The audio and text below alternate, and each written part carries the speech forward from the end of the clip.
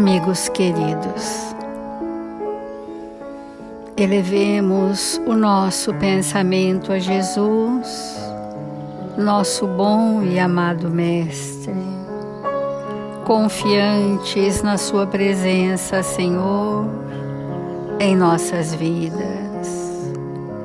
Dá que em Seu nome possamos estar buscando descortinar à luz do Seu Evangelho as verdades de vida eterna. Estamos desejosos, Senhor, de sairmos dos torpores da ignorância, para sermos espíritos felizes, operosos no bem constante.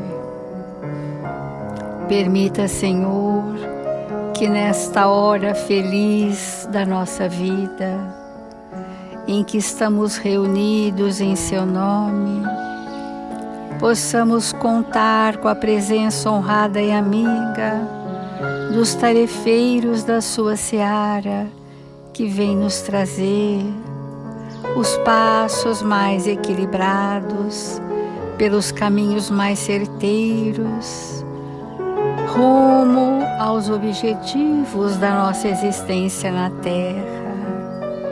Que a suavidade dos sentimentos brandos permaneçam em nossos corações, que a solicitude e a fraternidade componham nossos hábitos espirituais, para que juntos, entrelaçados no mesmo ideal, possamos seguir confiantes.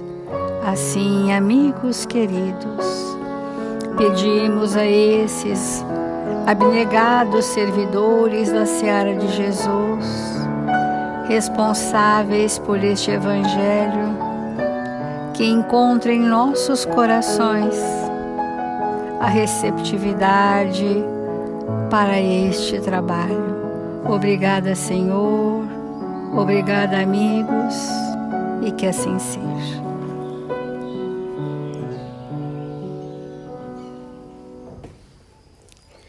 Do Evangelho segundo o Espiritismo, capítulo 10, bem-aventurados aqueles que são misericordiosos. Perdoai para que Deus vos perdoe. A misericórdia é o complemento da doçura, porque aquele que não é misericordioso não saberia ser brando e pacífico.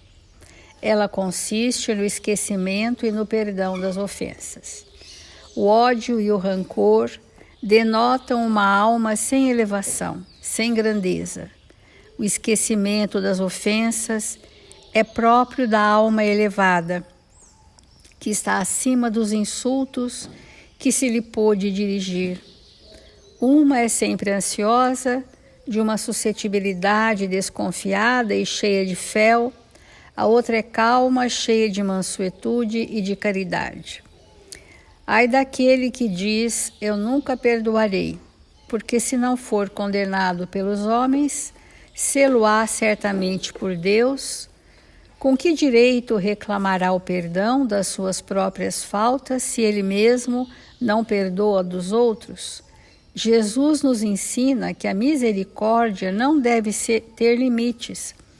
Quando diz para perdoar ao seu irmão, não 70 vezes, mas 70 vezes 7, ou seja, infinitas vezes. Então, se nós não desenvolvermos a compaixão, a piedade e a misericórdia, não haverá indulgência. E a indulgência ela vai ser vista depois desses estímulos à piedade, que são acréscimos da compaixão, e a piedade vai levar à misericórdia. O espírito compassivo, piedoso, que está iniciando as experiências da misericórdia, ele é um espírito pronto para perdoar. Como nós ainda não sentimos pela nossa imperfeição, né? Nós somos espíritos imperfeitos. Nós somos espíritos sofredores e nós somos espíritos atrasados. Essa é a nossa categoria. Sofremos pela resistência que fazemos ao bem. Estamos atrasados no nosso processo evolutivo pelas escolhas, pelas preferências, pelos caminhos escolhidos. Então, isso nos faz sofredores e atrasados. Então, porque nós ainda temos mágoas, ressentimentos, rancor e as derivações, o desejo de que o outro sofra, o que nos fizeram sofrer. Então, quando alguém nos faz sofrer, sempre é porque nós temos essa predisposição idêntica ao mal que o outro me causou. E é isso que nós vamos ver numa lição de Emmanuel hoje, que está no livro Palavras de Vida Eterna, que a lição se chama Reconcilia-te. Há pessoas que ficam de mal do outro, né? Falando no popular, eu estou de mal. Que é estar de mal? Eu estou com o meu mal ativado em mim, contra você.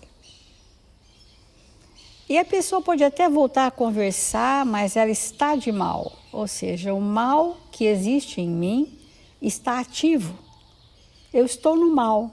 É que nós deveríamos colocar essa palavra. Eu não estou de mal, eu estou no mal. Com você. Então, essa lição é de uma sabedoria, como todas de Emmanuel, mas muito apropriada a um tema que nós estamos no início do início do início. Nós estamos fazendo um aquecimento sobre a questão do perdão. Reconcilia-te com o adversário enquanto permaneces a caminho com ele. Outro dia, conversando com a Fá, a gente estava conversando que há uma diferença mesmo entre adversário e inimigo. Porque nós podemos ter partidos adversários, mas não sermos inimigos. Temos um time adversário, mas não sermos inimigos. Né? Nós podemos ter os adversários que são os nossos opositores, mas não necessariamente os nossos inimigos. Eles fazem o contraste, são de lados opostos. Então, o inimigo, ele implica numa trama onde eu fui vitimada pelo mal e ele foi vitimado pelo meu mal. Há um círculo de várias reencarnações onde eu fiz o mal, fui o algoz e ele foi a vítima. Numa outra oportunidade, ele foi o algoz e eu fui a vítima. Esses elos de uma corrente persistente, enredada por processos obsessivos, necessariamente são os chamados inimigos. Os adversários podem vir na nossa ambientação reencarnatória, são espíritos que nos desafiam, que se contrapõem a nós, que não concordam com as nossas ideias, podem vir no nosso grupo de convivência, mas o inimigo vem conosco. Porque lá no passado a gente tramou tanto, que fez uma vinculação profunda e fechou um circuito. Ora algoz, ora vítima. É insaciável o desejo do mal. Então, há essa gradação que a gente tem que ter claro, porque às vezes o desafeto é apenas alguém que não concorda com nada de como somos, mas que talvez nem tenha tramas tão difíceis do passado. Mas mesmo com estes, nós estamos atualizando o vocabulário, mesmo com esses, hoje opositores, ou desafetos, ou inimigos, há um plano de Deus para sanar aquilo que nós não conseguimos, que é o recurso do perdão. Esse plano de Deus começa num planejamento reencarnatório, onde nós já temos alguma construção suficiente para conviver novamente com aqueles a quem eu feri e magoei e penso ser vítima. É uma confusão no nosso pensamento. Aqueles que me ofendem, eu penso ser vítima, porque eu não percebo o mal que eu causei àquele tão intenso e tão sofrido que faz ele reagir comigo daquela forma. Eu não percebo isto, mas doravante, nós já não podemos mais alegar ignorância. Os nossos grandes desafetos, inimigos, adversários, são aqueles a quem eu magoei, a quem eu feri, a quem eu humilhei. E pasmem, antes de nós fazermos o mal um para o outro, éramos íntimos. Ninguém é inimigo de um desconhecido. Nós privávamos da intimidade doméstica num lar, numa família, num clã, num feudo, numa comunidade próxima. É assim que nascem essas questões. E por alguns séculos, quando a inimizade é muito grande, nós reencarnamos em continentes separados. Misericórdia de Deus por nós, porque não teríamos estrutura. É o mesmo que nós tirarmos de uma criança um objeto cortante, ela vai se ferir. Então eu retiro da mão dela a possibilidade de continuar ferindo. E às vezes em reencarnações compulsórias de tolhimento total do mal que há em mim. Olha que misericórdia! Tira de mim a possibilidade de fazer o mal temporariamente, porque sozinha eu não deixaria de fazer. Porque às vezes o mal passa a ser um condicionamento compulsivo, que são as forças cegas. Então, passado um período grande de tréguas, onde nós vamos fazendo separadamente, em continentes separados, aquisições, chega o momento que novamente a justiça divina, pela lei do amor e da caridade, nos confia a convivência. É neste momento que eu tenho os primeiros 1000 passos reencarnatórios para me reconciliar, me ajustando com a lei sem amar, mas me ajustando com a lei. Essa reconciliação ainda não é a experiência do amor, mas é a experiência de saber conviver respeitando, saber conviver compreendendo, saber conviver doando de si, no exercício do dever cumprido. Reconcilia-te. 1000 passos, uma existência. Depois 2000, aí sim para aprender a amar. Que aí já a ação reparadora. Eu venho reparar o mal que eu fiz, fazendo todo o bem para aquele que um dia eu fiz todo o mal. Então esse é um processo longo, o perdão, que culmina, quando culmina na experiência do perdão, é o mesmo que nós dizermos, aprendemos a nos amar. Ensina-me a amar. E esse espírito, antigamente íntimo, se transformou num inimigo. Se nos reconciliamos, agora pedimos, me ensine a te amar, convivendo nos outros 2000 passos. Me ensine a te amar, porque é Ele que vai dar para nós o estímulo que vai encontrar dentro de nós ainda feridas, que eu vou cicatrizar em mim para não ferir a outro. Então Emmanuel diz assim: em semelhante enunciado, revelou o Divino Mestre a necessidade de nossa iniciativa no ato de ajudar aqueles que discordam dos nossos pareceres, adversários apenas. Nem é inimigo, apenas opositores. Ajudar aqueles que discordam de nossos pareceres ou que nos atiram espinhos à dignidade pessoal. E aqui vem o cerne dessa mensagem, que é de alta reflexão para todos nós, dizendo assim: recordemos que a sintonia é uma lei. quem se agasta muitas vezes é aquele que agasta os outros.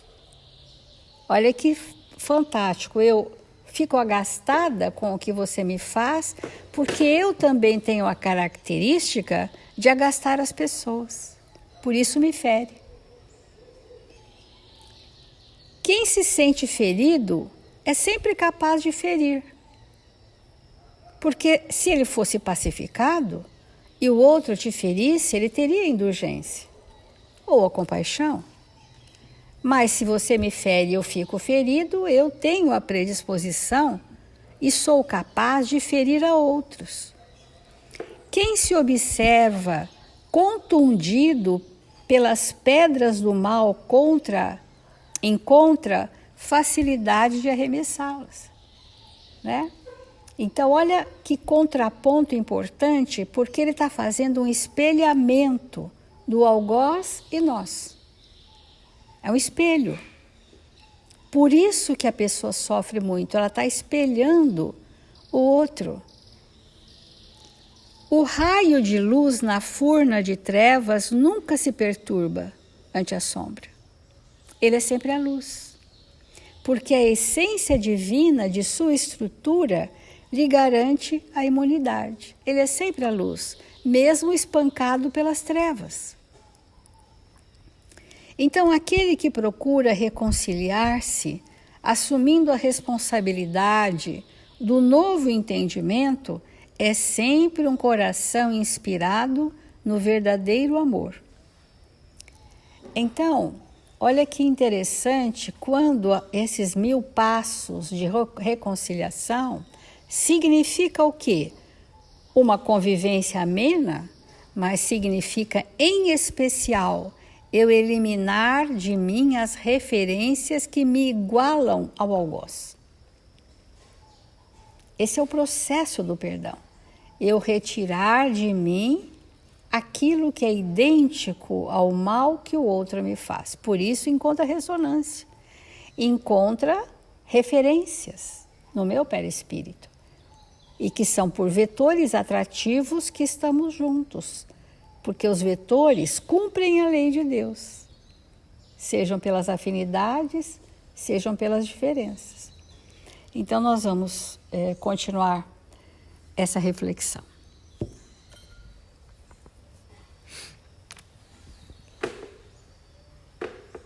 Nós nos encontramos num mundo de provas e expiações, onde o mal domina, para nos livrarmos dele.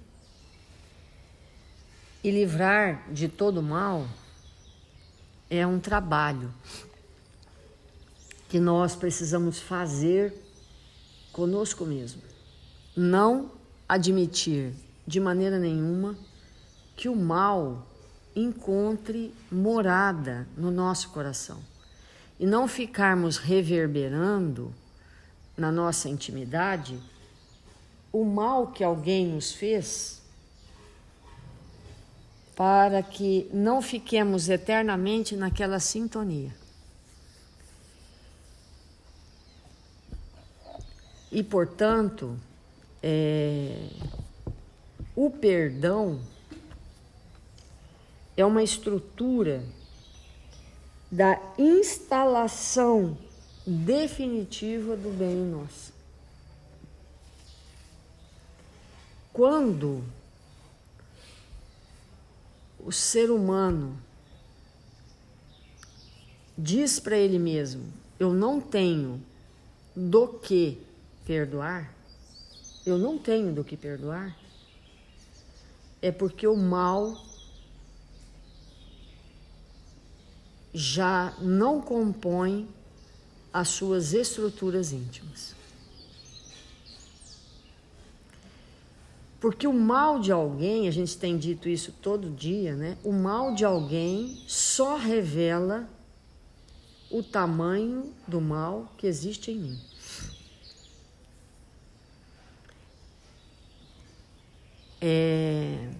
Sem o processo da evangelização, sem Jesus no nosso coração, o sentimento do perdão não se estabelece. Não tem como. Porque perdoar não é esquecer. Porque nós não esquecemos de nada. Isso é muito importante. Porque se nós temos uma memória, a memória guarda tudo. Então, perdoar não é esquecer, de jeito nenhum. Porque seria contra a lei divina esquecer alguma coisa. A gente não esquece nada. Tudo é gravado, tudo está na memória. Um dia, quando nós estivemos na natureza, como sapo, como leão, como passarinho, tudo isso está na memória, filogenética, mas está lá. Nada se perde. Então, é uma figura de linguagem, é uma licença poética nós falarmos esquecer o mal que alguém fez. Ninguém esquece. E nem é para esquecer, porque tudo que nos acontece faz parte da experiência. Mas é transformar, que é diferente. Então, há espíritos que qualquer coisa que aconteça com eles, eles não levam o mal adiante. O mal do outro não reverbera na sua intimidade. E há espíritos tão inferiores que o menor rosnar, porque às vezes nós nos comportamos como animais, né? O menor rosnar do outro é motivo para estabelecer um grande mal em nossa intimidade. E é necessário nos libertar disso. Então nós temos que nos perguntar: quanto tempo ressoa em mim o mal do outro? Quanto tempo eu me ressinto? Eu sinto de novo outra vez, uma vez mais. Fico sentindo de novo aquela palavra, aquela intemperança, aquela desconsideração. Quanto tempo aquilo reverbera em mim? Ao responder isso, nós determinamos exatamente a nossa inferioridade. Porque o outro, ele deve e pode ser quem ele é. Nós é que não vamos nos misturar com as dificuldades alheias. Vamos auxiliar, mas não introjetar em nossa intimidade. Isso é extremamente importante, né? Porque tudo que nos acontece, que nos parece no primeiro momento um mal, é um chamamento para a instalação definitiva do bem.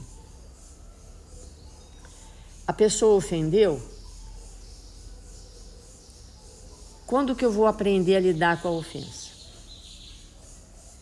A pessoa traiu. Quando que eu vou aprender a lidar com a traição?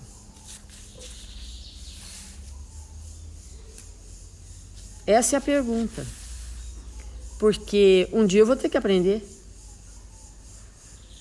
Um dia alguém vai me trair, eu vou olhar para a pessoa, eu vou dizer, siga em paz. Um dia isso vai acontecer, né? Mas nós podemos protelar ao infinito desenvolver isso em nós. Ou pode ser amanhã. Isso é íntimo. Então, viver a experiência de uma traição, de alguém dizer, chegar para você e falar, olha, estou com outra pessoa. E essa estou com outra pessoa não é só do ponto de vista conjugal, né? Às vezes a gente tem um sócio e ele nos deixa para em busca de outro sócio. Estou com outra pessoa. É em todos os níveis, né? e a gente dizer, siga em paz, mesmo do fundo do nosso coração. Essa é a sua escolha? Siga em paz. Porque eu não te comprei na feira por R$10. Você não me pertence. Ninguém é de ninguém. Nós somos de Deus. Nós somos de Deus. Então, nós podemos ir com o discurso. E o compromisso? O compromisso, amigos, é íntimo. Euzinho, não devo romper nenhum compromisso. Mas é só eu. Eu não posso determinar isso para alguém. Eu só posso determinar para mim. Os compromissos por mim assumidos nunca serão rompidos. Eu posso dizer isso. Se eu der conta. Se eu quiser. Se eu tiver nesse momento. Agora, os compromissos que você assumiu, e esse você é qualquer pessoa do planeta, aí é com você, porque é a consciência. Então, todas as pessoas estão liberadas por nós, a elas serem o que elas são. Agora, evidentemente, que todos nós sabemos que a colheita é obrigatória, a semeadura é livre. Então, viver assim, quando que alguém vai me trair para eu experimentar a dor, porque obviamente a dor existe, porque é inerente ao espírito, a dor moral, ela existe. Mas quando que eu vou experimentar uma dor e não vou fazer da dor um mal? Porque a dor não é um mal. A dor é uma necessidade. Quando que eu vou experimentar uma dor que realmente vai rasgar o meu coração, que vai realmente, muitas vezes até me paralisar por algum momento? Eu vou sentir aquela dor e não vou transformar a dor num mal. Porque a dor é educação. A dor é movimento. A dor é uma necessidade do nosso espírito. E nós não vamos chegar na condição de angelitude, que é uma das estações destinadas a nós, que não para aí, sem esse exercício. E alguém fala assim, mas eu não quero ser anjo. Mas você vai ser. Você pode não querer, mas você vai ser. Porque a evolução é uma lei. Agora, quando você vai ser, aí é com você.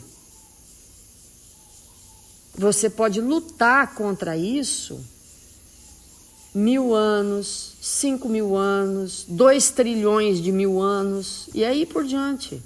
Você pode lutar contra o seu destino espiritual.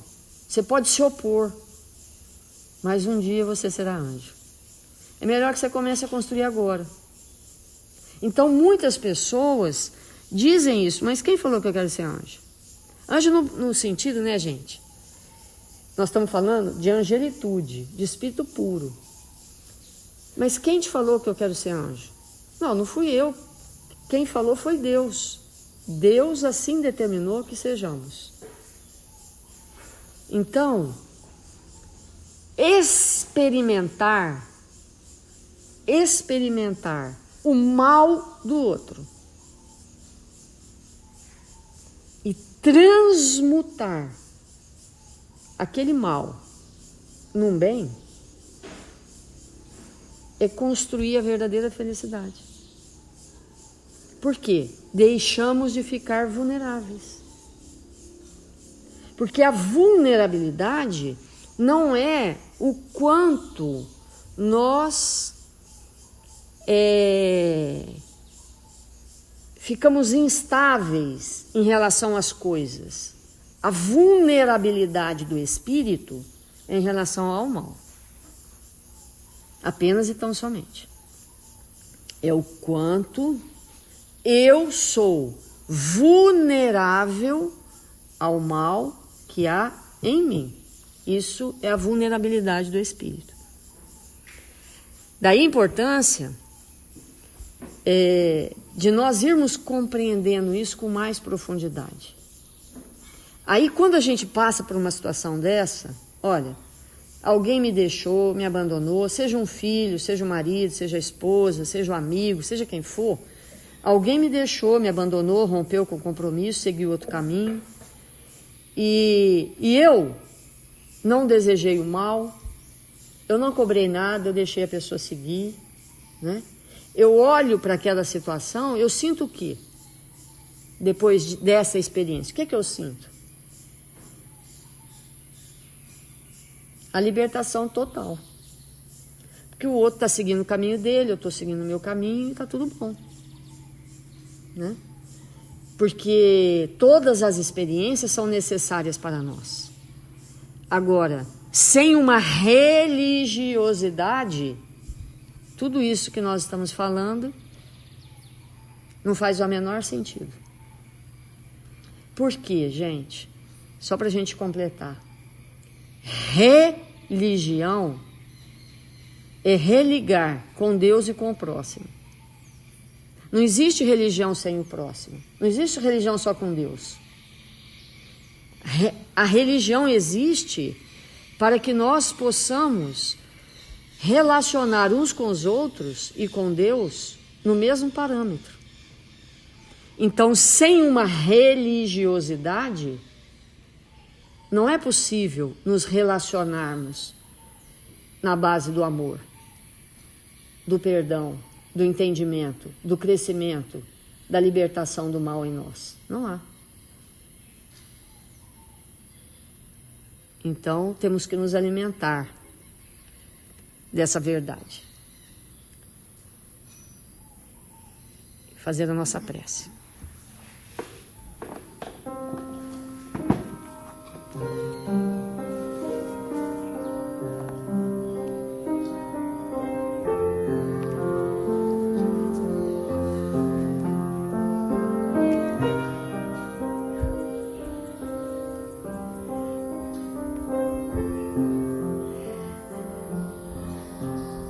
Senhor Jesus,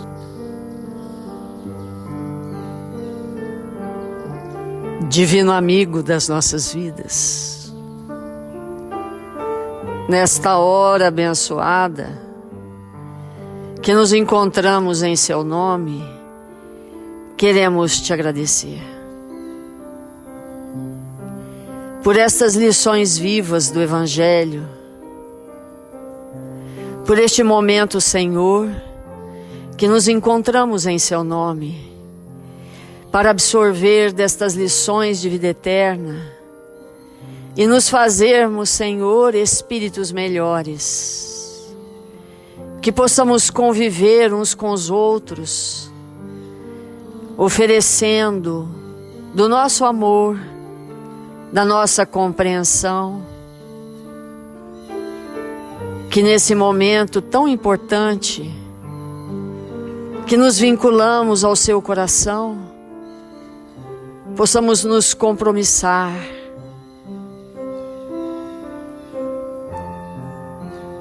com tudo aquilo que viemos fazer na terra conosco mesmos. Fortalece-nos, ampara-nos, faça de nós instrumentos do Seu amor e da Sua bondade. Que nesse instante, esses espíritos necessitados de amparo, registrados nos cadernos de vibração da nossa casa, possam ser visitados por esta pleiade de espíritos que vão em busca deles, oferecendo misericórdia, oferecendo, Senhor, bom ânimo, esperança. E assim, Jesus, confiantes no Seu amor, rogamos que neste dia abençoado, cada um de nós possa estar aonde Deus nos colocou, para contribuir para um mundo melhor, que possamos ser a harmonia do lar, Que possamos ser, Senhor, aquele que socorre, que ampara, que fala com educação.